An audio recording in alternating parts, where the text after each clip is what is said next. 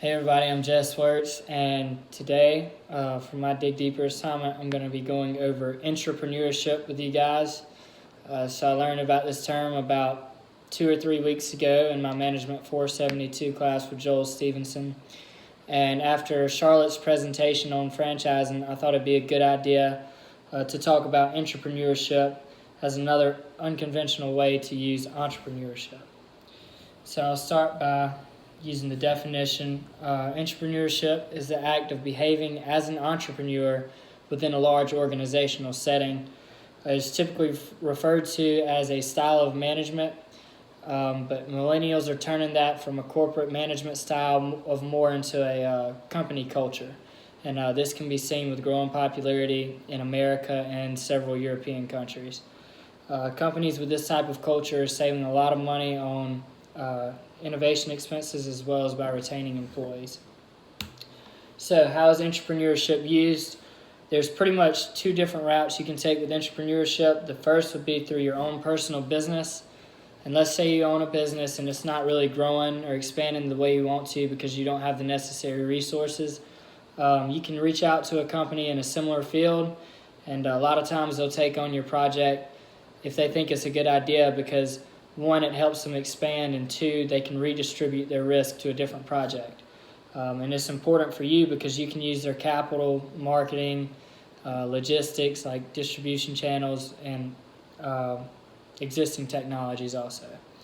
An example of this, if you remember Cole's project about the Tonka bars, they had a kind of an unpredictable sales forecast, and I feel like if they partnered with a company like Slim Jim or Jack Link's beef jerky, then they could probably solve that issue. And they may lose a little bit of their value proposition from being a local company, but I think it would really help them, and I think it could really help those other companies too.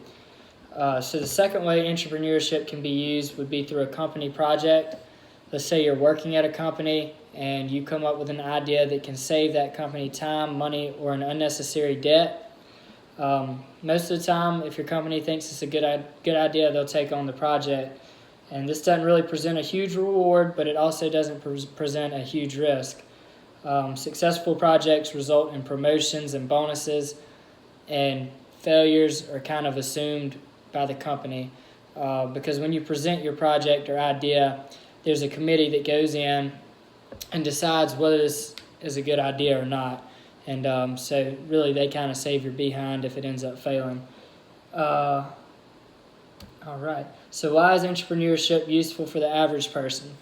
Within an organization, it can be utilized by any employee at any level of the company. And for individuals that do take this route, it's a lot less expensive than starting your own company. And like I said before, you're not liable for your risk.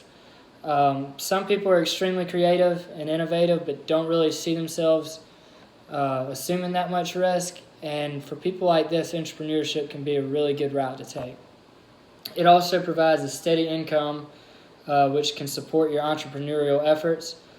As you know, entrepreneurs can get paid a lot one month and then go months without being paid at all, and if that's not your cup of tea, entrepreneurship can be really useful. So moving on, why is entrepreneurship useful for the average company? Well, it can save companies a lot of money in a number of ways. I'm going to talk about 4 in particular. The first would be by incurring less innovation expense because they don't have to reach out for a third party to do that for them, and it's kind of in-house, and it saves a lot of money. It also saves money from recruiting expenses by retaining employees who are engaged, which also increases worker output. And lastly, there have been studies that show that the overall employee satisfaction tends to be higher in companies that implement entrepreneurship. So I'm going to go through a few examples with you guys of successful implementations of entrepreneurship.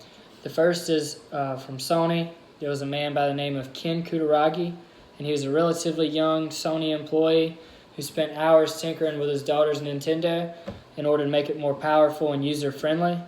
What came from his work is one of the most recognizable brands today, which is the Sony PlayStation.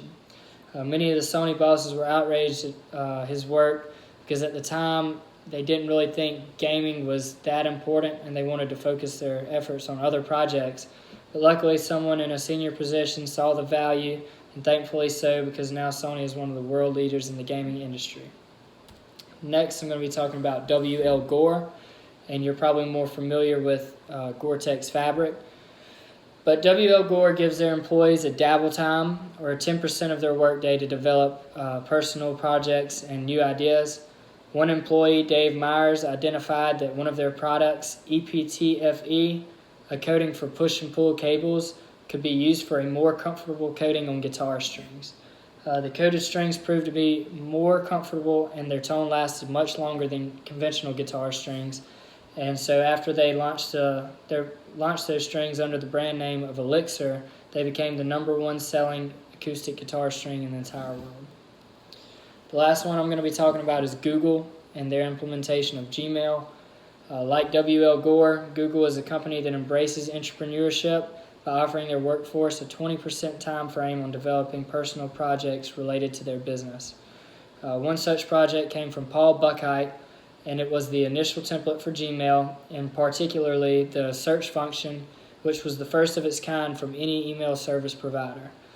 Another idea, which came from the same program, was an increase in storage capacity of 1 gigabyte, which kept users from constantly needing to delete their emails. And that probably doesn't seem like a big deal nowadays, but it was a really big idea when it came along. So, moving on to the discussion, I know I'm not going to really be able to discuss with you guys, but I talked to my group and kind of saw what they had to feel about it, and I'm going to explain that through you. So, do you think entrepreneurship will continue to be integrated into large corporations, and can entrepreneurship be harmful? So, the members of my group said that they do see it being more integrated in the near future, but there are a couple things that they were kind of worried about. One that really stuck out to me is they were worried about a lot of failed projects, and what do you do if you keep on taking failed projects? Well, the biggest thing for companies who are implementing entrepreneurship, you have to have a good committee. If you take on too many failed projects, your business is going to sink. So you really got to have a good committee who's going to go over those risks, go over the rewards, and just see if it's a good idea or not. And so I thought that was really helpful. Then I asked them if they would be interested in working as an entrepreneur, or would they be interested in implementing this culture into their own company, why or why not? And they said, yeah. Most of them want to run their own companies, so they didn't really want to work as an entrepreneur, but they could definitely see themselves using this at their future company, and said it was a great idea for lowering expenses and also retaining employees and keeping them engaged throughout the day. And so that's pretty much all I have for entrepreneurship, and thank you guys.